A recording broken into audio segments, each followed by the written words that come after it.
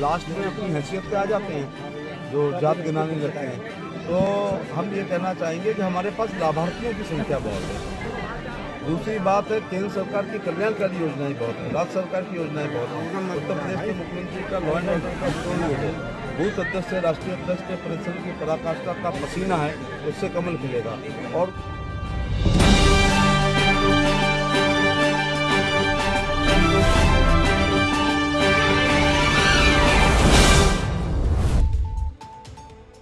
आगरा के सांसद केंद्रीय मंत्री एसपी सिंह बघेल, जो कि करहल विधानसभा सीट से भाजपा के प्रत्याशी हैं, उम्मीदवार हैं, वहीं इसी सीट से सपा मुखिया और पूर्व मुख्यमंत्री अखिलेश यादव मैदान में हैं।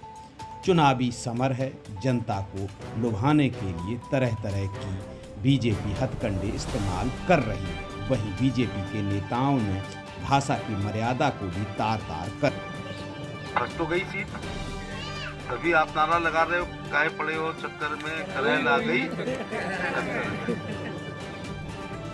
जिसने डाल दी नाक में नकेल, उसका नाम मैं नहीं बना के आपको दे रहा हूँ। नारे अपने आप जनता बनाती है, जैसा देखती है। तो अभी थोड़ी देर में अगाने पे तापोगे आप लोग। चर्चा क्या होगी? करहल चुनाव। तुमने करहल चुनाव की 17 में कोई चर्चा करते थे? 12 में, 7 में नहीं करते थे। तो पहली बार ये बुजुर्गों को जीवन निकल गया। भाजपा का केवल एक बार एमएलए शोभरन सिंह को 2002 में बना पाए। जो कट्टर भाजपाई हैं, पूरी जिंदगी वोट उनका बेकार हुआ है। इस बार वोट बेकार नहीं होगा, वोट कामयाब होगा। पुलिस की भर्ती में तुम्हारे लड़के दौड़ लगाते लगाते मर गए, लेकिन मुख्यमंत्री की सूची आई तो उसी में वो लोग सिलेक्ट हुए। ऐसा तो तुम्हारे, अब मैं यही पूछ लूं, तुम्हारे पास कितनी जमीन है चाचा? है 20-25 बीघा। इन पे आ जाओ। 50 और लड़का 2 और नाती कितने हो? पहले ऐसे 3 18 से ऊपर के हैं। अब तुम चाहो 50 बीघा में 49, कोई नेता ये भाषण नहीं दे रहा है, 49 बीघा पे तो तुम कुंडली मार के बैठे रहो, और 1 बीघा में अपने दोनों लड़के और चारों नातियों के नाम अगर बैनामा करे आओगे तो क्या पैसे वो देंगे? क्या पैसे आप मांगोगे? केवल बैनामा होगा, स्टाम्प।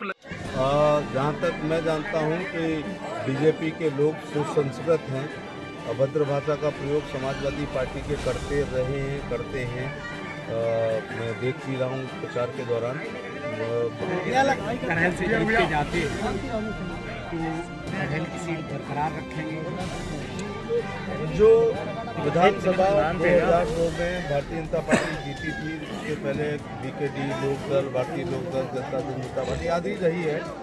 और वो करहल की महान जनता जब अखिलेश यादव को हराने का निर्णय लेती है, हरा देगी, तो मैं तो इस ऐतिहासिक फैसले और ऐतिहासिक जनता के साथ रहूँगा। और उसके अलावा लोगों को ये याद है कि 12 से 17 के बीच में ज़मीनों पे कब्जे हुए, प्लॉटों पे कब्जे हुए। अखिलेश यादव की सरकार में भैंसें उठाई नहीं, गायों को काटा गया। इसके अलावा स्लॉटर हाउस खुल गए बहुत ज़्यादा। बेटी अगर लखनऊ जाती थी, रास्ते पर पूछना पड़ता था तुम कहाँ तक पहुँची हो। बच्चा जब तक स्कूल से घर नहीं आ जाता था, माँ चिंता करती थी कि कहीं अपहरण तो नहीं हो गया। व्यापारी, यही बरनहाल का, करहल का या घिरौर का या मैनपुरी का, जब भोगांव का, किसनी का दुकान बंद करके थोड़ा लेट हो जाता था तो पत्नी सोचती थी फैला तो नहीं चल गया, गोली तो नहीं लग गई। रात में किसानों ने खेत में पानी लगाना बंद कर दिया था कि पकड़े गए तो गंगा की कटेरी में बहती होगी। आगरा के डॉक्टरों ने सुबह की वॉक बंद कर दी थी कि भूरा यादव आएगा, उठा के ले जाएगा तो 2 करोड़ से कम में नहीं छूटेगा। उनके घर में वो कौन सा व्यक्ति है मेरी तरह जिसने 3 लोकसभा लगातार हैट्रिक मारी हो, चौथी बार में उसका टिकट काटा हो? क्या उन्होंने अखिलेश का टिकट काटा, डिम्पल का टिकट काटा, अक्षय का टिकट काटा, तेजू का टिकट काटा, धर्मेंद्र का टिकट काटा? तो आप क्या सोचते हो कि 3 बार का MP अगर टिकट काटेगा तो भीड़ चलाएगा जाके? मेरी कम से कम 15 गाँव में रिश्तेदारी है, 15 गांव में रिश्तेदारी है ना। इंद्रपाल सिंह पाल मेरे सगे बहनों ही हैं जो समाजवादी पार्टी से विधायक थे। तो अब तो ये छिछोरी हरकतों पे उतरेंगे ही ना। विकास और विनाश का चुनाव है ये, जो है आतंक, अत्याचार, शोषण, पीड़ा, उत्पीड़न के खिलाफ चुनाव है।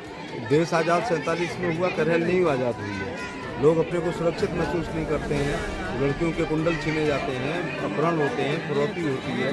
तो इन्होंने तो अपनी जो जात है उसकी राजनीतिक नसबंदी कर दी। आखिरी बीजेपी है, 30 आप भी उसमें शामिल हैं, वो स्टार प्रचारक हैं, प्रधानमंत्री भी हमारे, गृह मंत्री, 3 भागों में डिवाइड कर दिया है।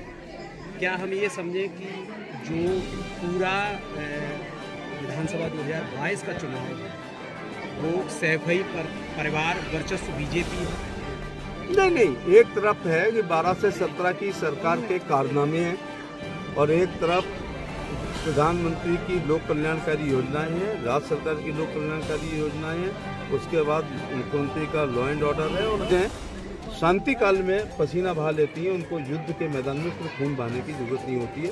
सैफई को क्या याद करना, हम तो अपने विकास को लेकर के चुनाव में जा रहे हैं, उनके विनाश को याद दिलाने।